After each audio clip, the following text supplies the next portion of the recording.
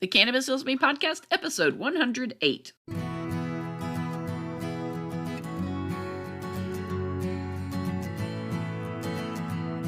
You're listening to the Cannabis Heals Me podcast, where we explore the real stories of real people who have discovered the profound healing properties of the cannabis plant in their own lives. Find more at cannabishealsme.com. Welcome back, everyone, to the Cannabis Heals Me podcast. This is your host, Rachel Kennerly, and I'm so glad you're joining me today on April the 20th. Happy 420, everyone. And in celebration of 420, we're going to have a guest back on the show who is a previous guest way back on episode 5, Delene Gilbert. She joined us to talk about her crippling postpartum depression. And today she's returning to talk about using cannabis during her pregnancy with her second child. So without further delay, let's welcome Delene to the program. Hey, Delene, thank you so much for joining me again, and thank you for coming on to share your story of cannabis use during pregnancy. I know even in legal states, it's kind of a taboo subject, so I appreciate your openness. Yeah. Oh, no, I'm very comfortable with what I've done, and just being able to compare the two has been, I mean, it's my first pregnancy, I didn't medicate at all. My second, I did. So, man, it's night and day difference. My experience personally and through the labor, through how my child is now. I mean, you just see completely different, even personalities. And I attribute that to cannabis use. So, I'd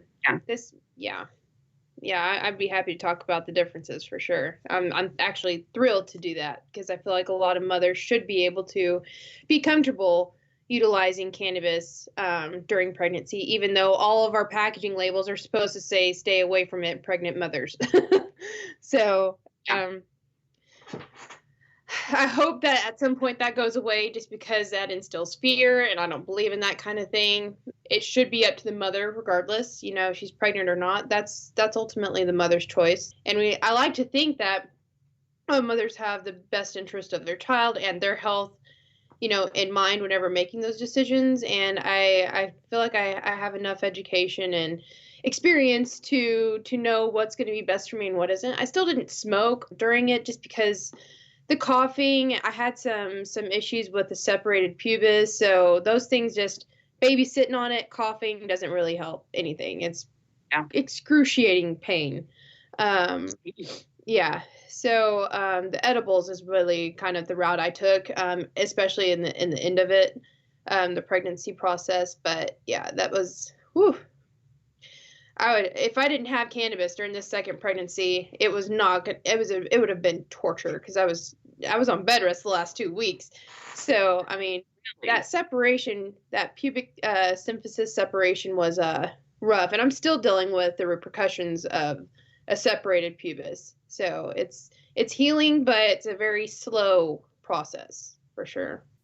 I think it's a little cool that you can kind of compare and contrast your first pregnancy to your second pregnancy, because you were still in that reefer badness mode during the first pregnancy. And so you've gone from that to now you were kind of embraced it afterwards because you struggle with postpartum depression. And so you were just able to continue using throughout your pregnancy. So I would like you to kind of talk about some of the, compare and contrast some of the differences of pregnancy with cannabis versus without cannabis. Mm-hmm. So yeah, I'll touch base on the very, just to kind of review and summarize my first pregnancy. So obviously didn't use any cannabis whatsoever. And, but it was my first pregnancy, and I didn't have any sickness. I didn't have any pain. It was a pretty normal pregnancy. I was very fortunate to not have any of those symptoms. I basically just grew a large belly, had the huge baby, a 10-pound baby, and everything was great. Yeah, I had a C-section, and it was planned just because, my body, the anatomy just wasn't working out. Physiologically, it wasn't going to be a good idea to try to have him naturally, even though I really, really wanted to. I just understood it was going to be the best for both of us if we just went ahead and had a C-section.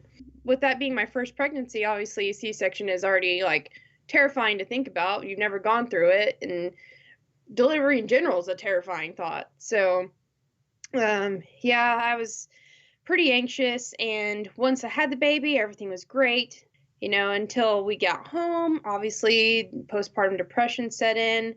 It was a damper on my marriage, things along those lines. It wasn't fun, to say the least. Chance and I actually got married after we had the baby, just so we can kind of, me not be pregnant and I could enjoy the actual ceremony and pick out a dress that, all those wonderful things that wives look forward to.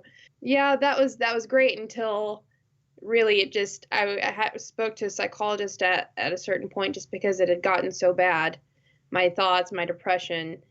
And so, again, the story goes to me, basically my husband finding me in a closet, and it just wasn't a good time. So at that point, that's whenever I went to a psychologist, and she wanted to put me on antidepressants, which I agreed to, and that just put me in a downward spiral. Everything just gotten severely worse. And at that point, Chance was just like, you need to just try, it wasn't anything. He wanted me to I couldn't even prepare a bowl at that time. Like he actually had to prepare the bowl so I could smoke the flower. And he was going to start with that, just because edibles, you just don't really know how you're going to respond. And this was not at a time where it was legal, in Oklahoma. So, I was partaking in the black market at that time. Unfortunately, it's scary to say, but thank God I did, because after that, it was a short period of time where I was just a completely new person. So based off of that experience going into this second pregnancy, so I'm not a daily cannabis user. Once I started responding to cannabis really well, I didn't need a large amount. My levels are pretty stable after I started. So I didn't necessarily feel the need to have to smoke or take an edible every single day. I'm a pretty active person. Once I was able to kind of get in the swing of things, get a routine down physically, and kind of get my mental health back to where it was, I didn't really need to medicate all that often. It was just, I think with hormones, birth control, all those things coming into play, it just really got out of hand. So being able to stabilize that put me in a better place. With this next pregnancy, again, I wasn't medicating very often, but I also realized we're pretty much going to be on track of having another large baby already. The doctor is already, 12 weeks, this baby's the size of 20 weeks. So, and at first, that's why I was like, oh my gosh, okay, well, this baby's gonna be bigger than Briar. So, in my mind, I'm just like, okay, well, I need to prepare my body. I did get some nauseous feelings this time. So at first, I didn't want to find out the gender. I wanted to kind of, surprise myself. And with having sickness and things along those lines, I was like, ooh, maybe this is a little girl.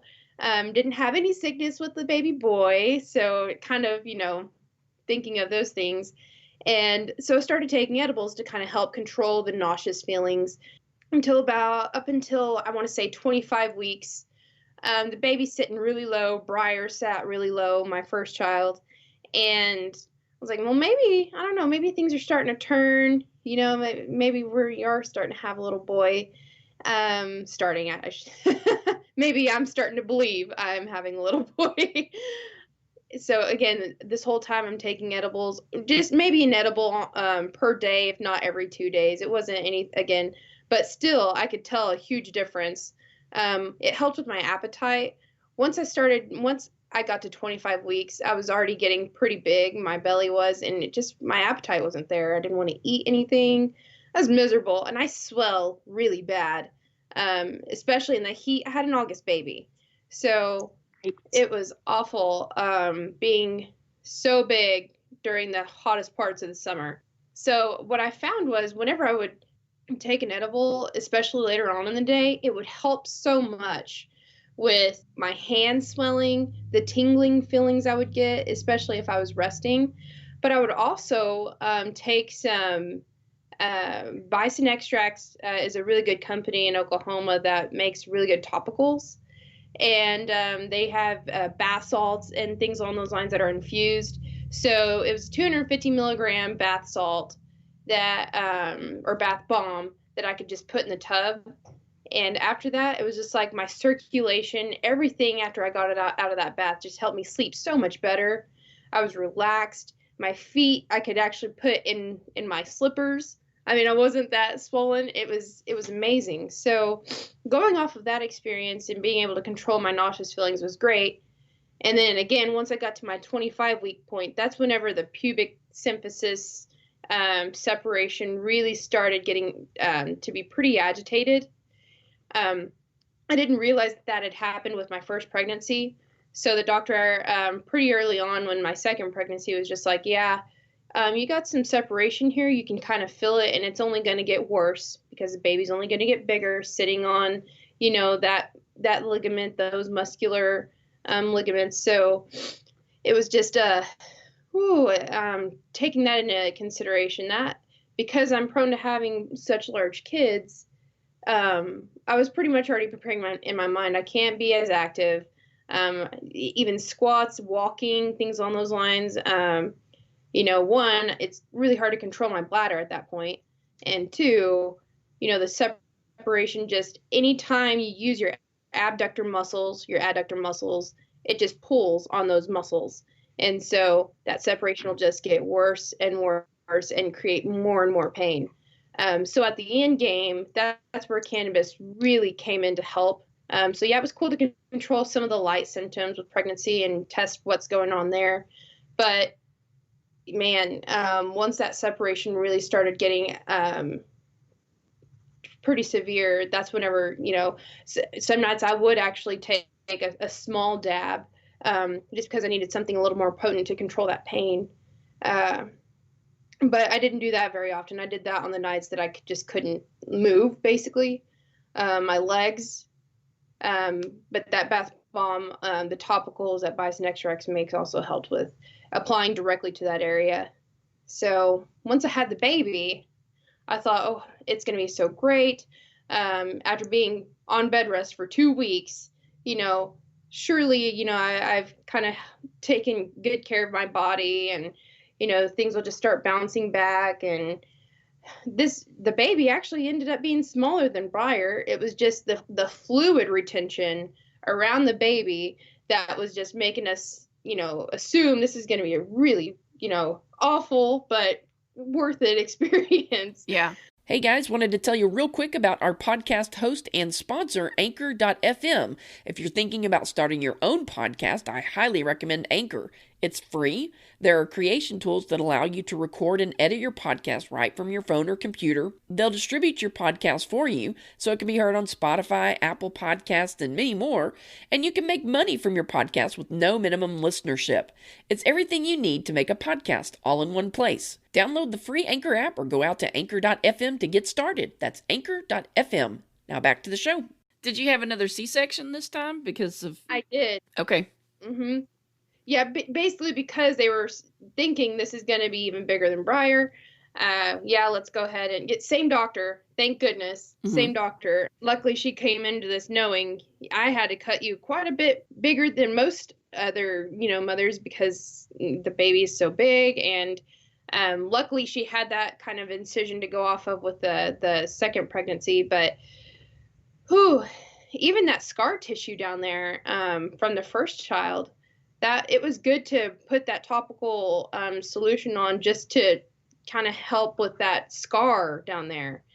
Because it would itch, and you could just tell it was stretching at the very end of the pregnancy. It got to the point where at the end of the pregnancy, it was just unbearable, unless I was taking cannabis, and that was really helping. Mm-hmm. So once we had the baby, man, it was an interesting experience. So C-section went normal. Everything was great. My family was coming in to see the baby, and we were just happy to have him. I was just kind of dazed and out of it. I'm still trying to come out of the anesthesiology, obviously. And it's really funny looking back. It's funny looking back, but it wasn't funny at the time. So my family was looking at the baby, and of course the baby's still trying to latch on. I still have him to my chest.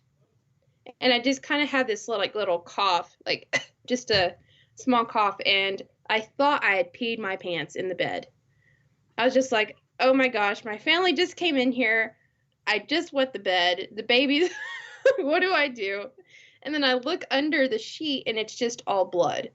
Like blood just, it was terrifying. So I was just like, this did not happen the first time I had, with my first son. So I just was like, nurse, something is not right. I don't think, I don't know if this is normal. And so she took it out, and once she measured it, I lost about 75% of my blood. Oh, wow. Yeah. So I had hemorrhaged severely. They had about 2 minutes to basically get me in and save my life, basically. Oh my gosh. They had to do yeah.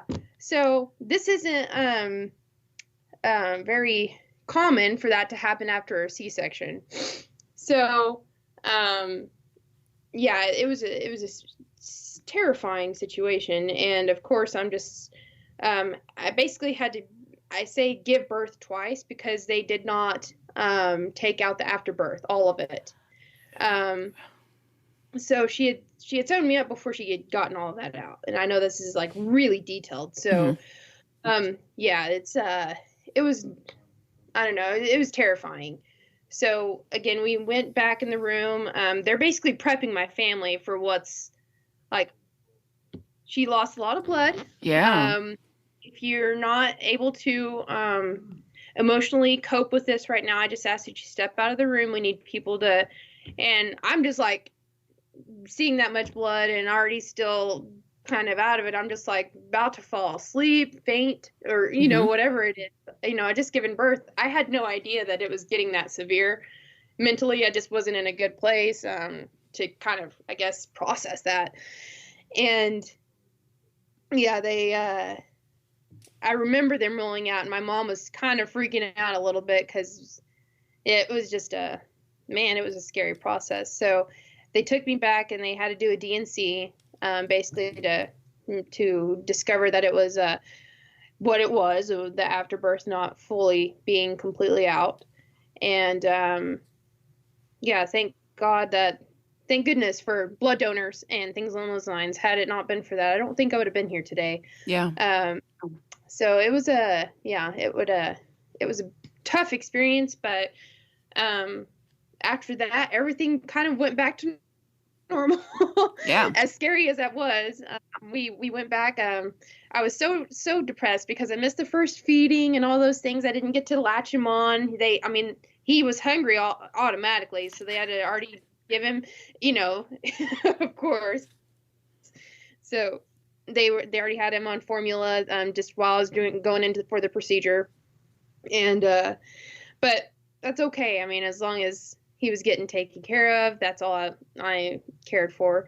And so after that, though, this baby was smiling since day one and has not ever stopped smiling. This is the happiest baby I've ever seen. Briar, my first, he was a happy baby, but different. He was happy. He was more just content with life. He wasn't like smiling all the time.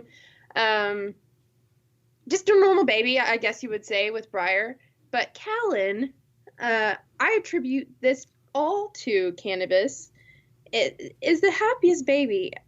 I mean, I've never seen anything like it. And I try to be as unbiased as possible when I say that. Obviously, all mothers want to think that their babies are happy. And I think Briar was happy. Like I said, he was just content with life. Nothing special. Like, he wasn't just like laughing and smiling and so alert at everything going on around him. But Callan is just so in tune with everything, and he's so happy and it's smiley, and he's never known a stranger, which at some point we're gonna have to teach him those things. But right now it's just like he just loves everybody. He's super healthy. Man, there's just, luckily both my boys are very healthy, but I've never experienced a baby just be so, easygoing. And he hardly ever cries. And if it is, you just know he's hungry. But it's not even a cry. So he's in pain. He hurt himself. Man, it's just a completely different experience, night and day because Briar was a pretty heavy crier, especially whenever it came to mommy not being in the room. And I don't know if that was just because there's no other children in the home. It's just adults. So I take those things into consideration too. It's probably, having another child kind of to look around and see, one, it's entertaining, and two, it's kind of, I'm comfortable with the fact that I'm not the only small human in this house.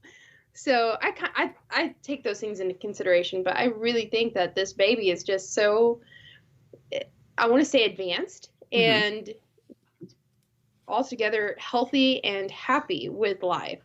Very easygoing. So it is fun to kind of compare the differences between the two. Did you have any struggles with postpartum depression after Callan came along? Because I guess you're medicating at that point, so. Right. Oh yeah. So man, that first medication after, it was a interesting. I could already tell that my tolerance, one, was impacted. Obviously, not smoking. I'm not one to say I need to build my tolerance. I need to be able to smoke all day long. That's not the case. But one, I did not deal with postpartum depression at all this time. I will say some sativa strains have kind of created some anxiety for me. So I've learned to kind of keep my distance by medicating with any sativa dominants. Or hybrids are okay, but I've definitely learned my lesson there, because I can tell that my thoughts get a little bit more, they're very intense. I have intense thoughts. They're not depressing thoughts, but it's just very analytical, breaking down every situation that may have occurred that day or in the past, or just analyzing things all together. So there is no pattern with how I was thinking, but I just know that I was thinking way too much, and it was creating an anxious feeling. So I learned that I couldn't be doing that, because that probably would have triggered some depression. I wouldn't recommend a lot of pregnant mothers coming out of, delivering their kid to start medicating with sativas, just for that reason. Mm-hmm. I feel like you really start to get into your thoughts. But everybody's different. So it's my recommendation, but that's also my personal experience. So whether that carries over to other mothers, again, everybody's body chemistry is different. So if that's what works for you, if that's what wakes you up in the morning, that's what gets you going. I get that. And some people need that boost. But I was thinking the same thing whenever I need a sativa. I didn't sleep through the night. Let's wake me up. Let's get going. And no, that's not the case necessarily. So, but no postpartum depression this round. And the doctors were actually preparing me, because I had hemorrhaged, that, having to build up the iron levels back in my blood. I was going to be very exhausted. So I was actually more prone to, getting into a state of severe postpartum depression, because I was exhausted. I wasn't going to be able to be sleeping much because I just had a baby. So they thought it was going to be an easier transition to going into postpartum depression, as opposed to not experiencing any symptoms at all. Basically, as soon as I got home, we were able to medicate openly, and I told Chance that that's exactly what I wanted to do. I'll take my iron supplements. After one day, the day I had my baby, I took, I want to say, I think they had me on 2 schedules for Percocet for the pain. But after that day, after I'd had the baby, I stopped. I didn't take any more medication. So I was able to wean myself off with edibles in the hospital. Obviously wasn't going to be smoking in the hospital. But yeah. So I was in the hospital for 3 days. And after day 1, I was able to just get off the medicine altogether. So, and they were pretty impressed by that. Yeah. Just because, they're like, man, you're getting up and moving. And I will never forget, that was the because I'd hemorrhaged, they had to do more visits with me to basically push on my stomach to push everything out. Mm-hmm. And it was, oh my gosh, I hadn't experienced pain like that. And I don't know if I had ever. Like the birth, I got past perfectly fine. But the second that I was prone to clotting and bleeding and things along those lines, they wanted to make sure that they got all of it out. So they had to come and push on my stomach, basically with having the C-section and the hemorrhage. Both of those areas are really sensitive. And they had to, pull everything out of the vaginal region. So all that is a very tender area. Mm-hmm. So them having to do that, it was a tough go around. So being able to wean myself off of pain medication day one, that was pretty impressive for them to experience anyways. And I was just like, I don't like the way I feel. Even taking that pain medication day one, of course I'm still out of it. I'm trying to get back to, being alert and aware and, observing everything about my baby and taking care of him. But I also had to realize I'd gone through 2 procedures and wasn't sleeping through the night. They keep it so warm in there, obviously, for the baby. And I understand that, but you can't sleep. You're not comfortable at all until you get home. So, I'll never forget that. That was a pain that I hadn't had in a long time, if I'd ever had that pain ever in my life. But yeah, so. Were you open with the doctor throughout your pregnancy, like telling her that you're medicating, or did you kind of have to keep it quiet because it is still kind of frowned upon? Yeah. So, whenever I first discovered I was pregnant, the doctor that had delivered Briar wasn't available. And that freaked me out. So I was absolutely upfront with the doctor that was going to be taking care of me throughout the entire process. So I was open. I told him I own a medical marijuana dispensary, and I don't want to take any Tylenol, ibuprofen, or anything along those lines. Zofran to control the nausea. I'm not interested in doing those things. I just, from time to time, I'll take an edible. You don't have to worry about me, over medicating or taking anything else, because these doctors are under the impression if I'm taking one of an illicit drug that they still have on their forms, they still consider marijuana an illicit drug on their forms, then I'm prone to be taking several other things. So I was like, that's not the case. And he actually has started doing recommendations. Wow. Because I kind of opened that door for him. So him and another lady doctor at OU Med do recommendations now. So that was really cool to kind of bridge that gap for them. But at the end of the pregnancy, once I got to week 25, the pain was excruciating. He basically told me he did not have the credentials to do a C-section. So I was like, oh, well, day one, I told you that I had a 10-pound baby. It was a C-section. I would love to try to have him vaginally if that's the case, but I would also like to have things on standby in case I do need that procedure done. That to me is only logical. Yeah, and he was not credentialed. So I called my doctor and I was like, please, can I just get an appointment for her to look at me? I really trust and loved having her deliver my first, and she knows everything about me, and we're kind of having the same experience and having a pretty big baby again. And she was actually in the room whenever she heard me on the phone. And yeah, she's just like, oh, is that Delene Gonzalez? And of course, at that time, I wasn't married with my first. So I was like, yeah, it's the same person, and I'd really like for you to come see me. She's like, oh, yeah, just come on in, and yeah, we'll make some time for you. And thank goodness. It was all timing. So I'm so grateful that she did that and took me in, because I was already so scared because that doctor was just like, no, we're going to try. We're going to basically have this baby vaginally, whether you like it or not. And I'm like, that doesn't make me feel very good. So yeah. And again, this doctor is like, no, you're going to have another C-section. Cause with the tear and everything else, you're basically not going to be able to walk for another 6 months after I had the baby. So I was like, okay, well, we'll have another C-section. Let's just get it scheduled. It's what's best for both of us. So, yeah.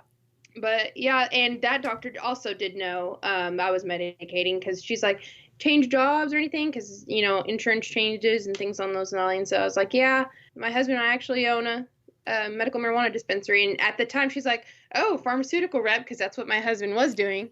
And he's like, pharmaceutical rep to marijuana rep. I like it. So yeah, I was like, yeah, he's selling a different kind of drug now, I guess. So yeah, it was, both of them were open to it. And yeah, I was scared at first to tell both of them, because everybody's just so terrified they're going to be reported to DHS, and there's going to be an open case, and they may take your child away. All those scary things, of course, crossed my mind. But at the same time, I just, yeah, like you said, I just embraced it and was very open, because what if something does go wrong and they don't have the fact that you were medicating with marijuana? And what if that actually did impact things? Even if there's a small chance, they need to know those things. So I'm not a very good liar anyways. If people ask me those questions, I'm gonna be upfront, especially if it concerns the health of me and my child. Mm-hmm. So yeah, had no issue disclosing that information, was fully prepared for the doctor that delivered Briar to just say, no, I'm not going to deliver your baby if you're medicating with marijuana. I think all mothers basically are pretty much like, I'll tell them, but I don't want them to stop helping me, So for all the mothers out there, I hope that, one, they're upfront with their doctors about it, but if they are fearful that a doctor is going to stop treating them, there are plenty of doctors out there that will help, that will step in and be happy to care for them. And I have a lot of contacts if women are in that situation. In Oklahoma, that is. Anywhere else, I would be happy to do my due diligence and research it for them.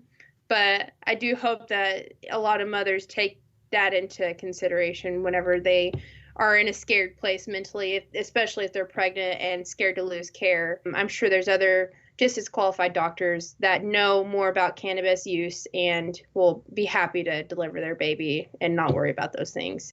Yeah, I mean, I think if you're in a legal state, it's probably good to be upfront with your doctor. But if you're in a state like Texas where it's not legal, I would be a little worried about telling my doctor, because you wind up with CPS in your life. Exactly. I'm so spoiled in that, because I forget that there's still states that don't. Yeah, there's still 17 of us out here with ridiculous. Yeah. So if you're in a legal state, I should correct that. I'd be happy to help. But you should probably still be concerned if you're unfortunately in a state that frowns upon that. So yeah. Man. Now your pubic separation that you had, what is the normal method of treating that? Maybe for moms who are not in a legal state, do they just have to suck it up and deal with it, or is there some sort of pharmaceutical medicine that they usually give them for that pain? Yeah, they do a low dose. I want to say, one of them impacts the blood differently between the ibuprofen and the Tylenol. There's one of them that they will recommend you can take at the end of pregnancy, not so much at the very beginning. But at the beginning, it's not that bad. It's pretty tolerable. But at the end of the game, you are allowed to take something for the pain. And I'm pretty sure it was Tylenol, but I just kind of was like, no, I'm not taking anything. I'll just medicate naturally and do something natural, apply topicals or, anything that will help me control it. But yeah, that's pretty much what they recommended. And they were also saying, after 6 months after, you pretty much can't be active at all, because it takes so much time for, one, my iron levels to build up, and two, this separation to kind of heal. And I still, I'm a pretty active individual. So whenever I exercise, I can definitely tell that there's still some pulls, like some movements that I will do that really pull that area. So I try to avoid it, but it's inevitable that some things are just going to it's going to be sensitive still for a while. Yeah. Now, do they do drug testing in Oklahoma? Because I know in some states they'll just automatically take your baby and drug test them after they're born. So do they do that in Oklahoma? And then what happens now when they pop for THC? They didn't do it on me, but they may have had some levels show up in a UA, but they also knew I was already medicating with it, so they didn't address it at that time. They could have ran my UA. I mean, I peed in a cup every visit you go to see the doctor. You pee in a cup. If you have a scheduled C-section, you pee in a cup again. And of course, they have 2 IVs in you, so you're just constantly peeing before you go back and get a C-section. So all those things are ran through testing just to make sure all your levels are good before you go back. And so I'm sure things came up on the testing, but I was transparent and upfront about it. So nobody ever came and actually said, hey, what is this doing in your system? Because this is going to be in your baby system. And, you know, Callan actually, I do also recall this that I'd like to disclose. So Briar, whenever he was born, he was crying right out of the gate. Obviously, most babies are. Callan, he just kind of did a few little yells, and that was it. Just like oh, I'm in the world. Okay, here we are. And then that was it. And they just put him on me, and he just calmed down. It was the craziest thing. It was like, well, this is a quiet baby. Mm-hmm. So, I mean, he wasn't even like, he was just super chill from day one. That's awesome. Do you have any resources or books or studies that you would refer people to who are interested in using cannabis during pregnancy and want to research it? Because a lot of people just research the heck out of things. Yeah, and so there's a lady that I connected with, and she does Sweet Jane magazine. She is actually out of Kansas, where it's not legal also. Well, I don't know if it wasn't legal at the time. Things have been changing so rapidly. I don't know if the Kansas market has opened up or not. She started this magazine, and she's actually been surrounding herself with a lot of other mothers who have been medicating. And so yeah, I've done research, and I know my own body, and basically that knowledge has helped me with medicating and know my limits as far as how much I should be doing, what method. But seeing other mothers and doing that kind of research, I guess, and seeing how those mothers medicated and what they preferred whenever they were having their baby and seeing their experiences, that to me was more relatable than reading scientific articles about what could or potentially couldn't happen. Because again, some of these scientific articles are so biased, whether it's positive or negative, and you just have to be careful about the studies that they do, who's funding those scientific articles and research. Because, yeah, I did a lot of research with my first, what do I expect? Things along those lines. But this time it was just like, well, if I did medicate with cannabis, who did this? How did they respond? Was the baby okay? It was much more relatable, and I could apply it to my actual experience as opposed to just reading tons and tons of research. So I think making it more of a community event, seeing these other mothers medicating was inspiring, one, because they have the same concerns I do, and seeing their experience and how they medicated. Some are smoking, some are still taking their dabs, some are still applying. That's where the topicals came in, because I was just like, why didn't I think about that? I had topicals. Why didn't I think about applying it to You sell them for crying out loud. Exactly. And I never thought, I should just apply it to the area. Even the scar tissue, I didn't feel as much pulling. So I was like, man, these things, some aromatherapy, the tinctures that people were applying, I was getting a lot of headaches at the end of it. So applying those topicals to my temporal region was really beneficial. And that was just all that I've seen other mothers do. So that magazine, if I could ever connect you with somebody who has spoke with a lot of women, men too, but I mean, the Sweet Jane magazine is predominantly women involved in the cannabis space. And she just has made a lot of contacts nationwide. And I think that would be a really good place for other mothers expecting or mothers that are medicating now with children. It's a really good community to kind of see how everybody's responding, and it's really inspiring too. There's no judgment. Obviously, we're all in the same boat, But it's just really cool to see. And that's really what I just started doing is who else is doing this? Because I know I'm not the only one. But also in Oklahoma, it's still a touchy subject. When people are asking, are you medicating? Are you not? I'm in a lot of secret groups on Facebook that I see those kinds of posts, and I'm like, man, I'm absolutely open about the fact that, yeah, I'm medicated. I wasn't smoking, but that was for personal reasons.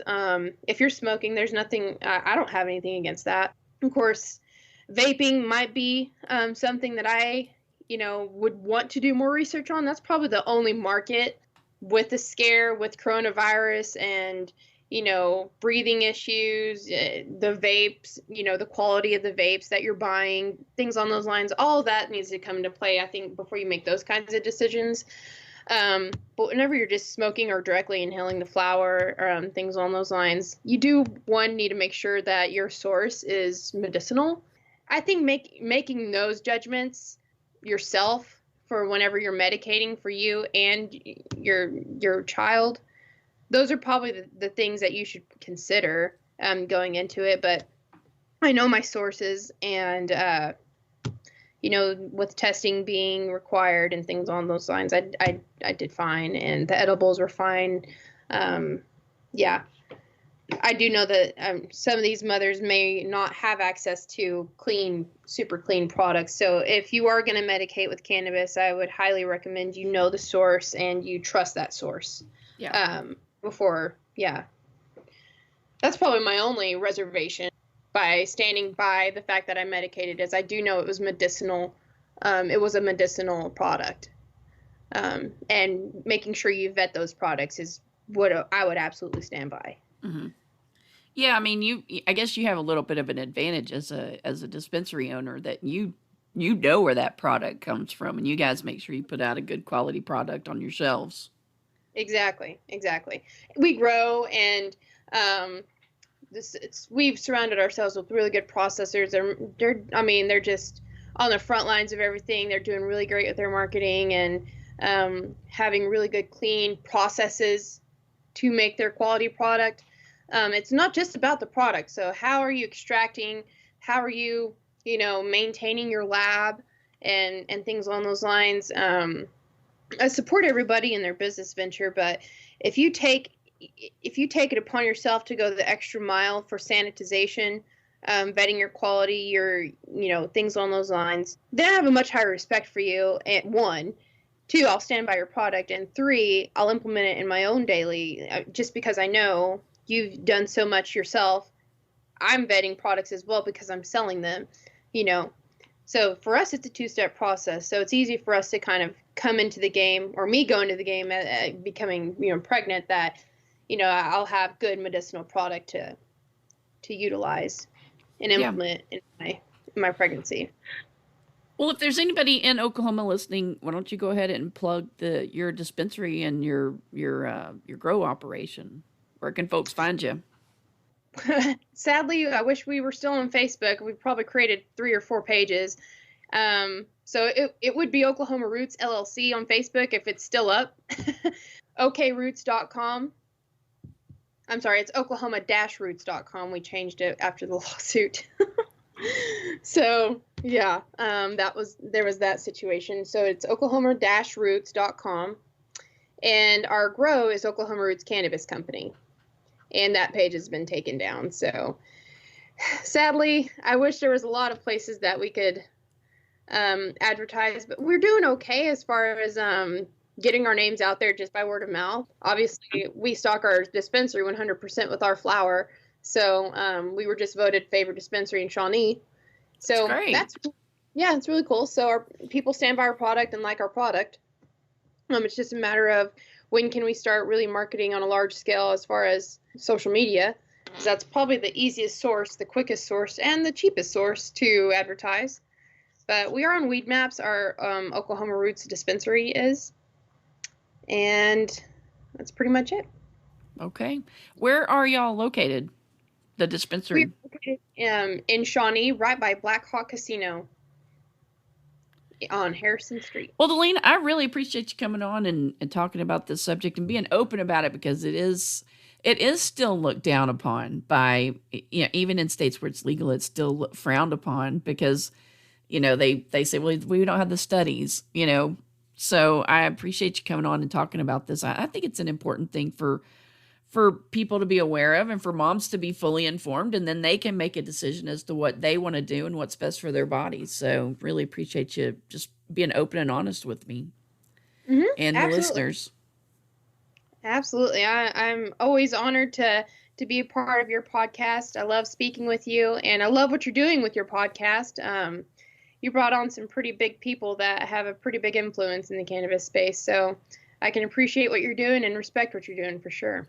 Well, we're just hoping to get the word out and destigmatize it because I'm in Texas and people still don't have access to medicine that they need. They're still having to go to the black market, and it's a crapshoot as to what you're going to get as far as quality, whether they use pesticides, that sort of thing. So, we got to change it so that people have access to clean medicine and whatever else they want to use it for. Yeah, exactly. Right now, it's for me to keep sane in everyday life these days. Oh my goodness. Yeah, but absolutely. Yeah, I couldn't agree more with what you just said. Mm-hmm.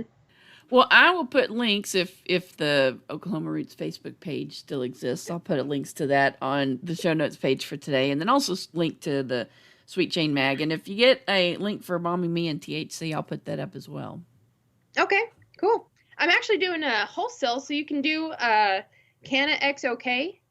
That is my wholesale distribution company, where you can find all tested product that has COIs and everything ready to go with all the companies I list for everybody as certificate of insurance, product liability. So it's safe, it's clean, and it'll move off the shelf once a dispensary will buy it. So that's great. That's good to hear.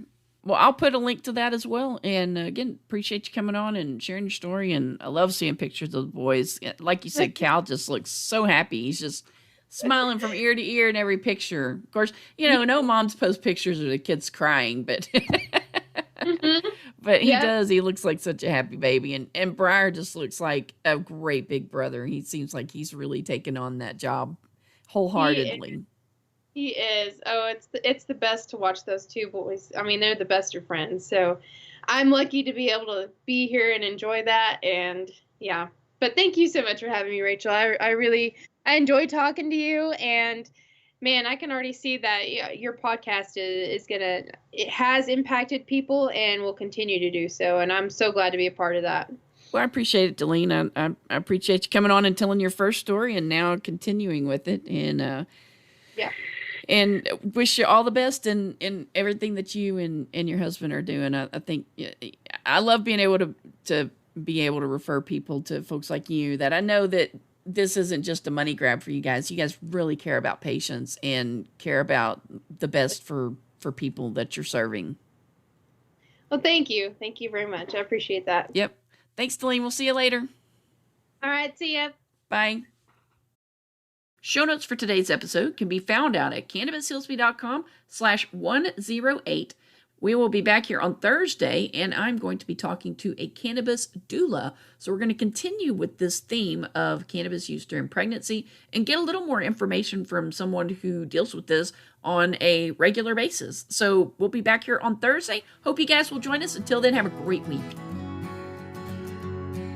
Hit the subscribe button and you'll never miss an episode of the Cannabis Heals Me podcast. If you enjoyed today's show, please consider leaving us a 5-star rating on Apple Podcasts, Google Play, or whatever podcast app you're using. Do you have a suggestion for a guest on Cannabis Heals Me? Send an email to podcast@cannabishealsme.com. We'd love to hear from you. Please do not take any information from Cannabis Heals Me or its guests as medical advice. Contact your licensed physician before taking cannabis or using it for medical treatments.